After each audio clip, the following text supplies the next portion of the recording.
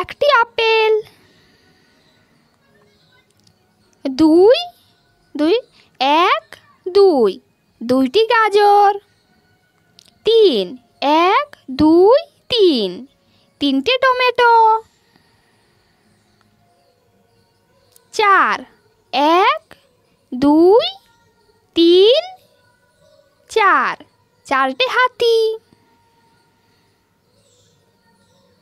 5 1 2 3 4 5 পাঁচটি কলা। 6 1 2 3 4 5 6 ছয়টি পেয়ারা। 7 1 2 3 4 তারপরে গুনো। তোমরা শিখলে তো গুনতে।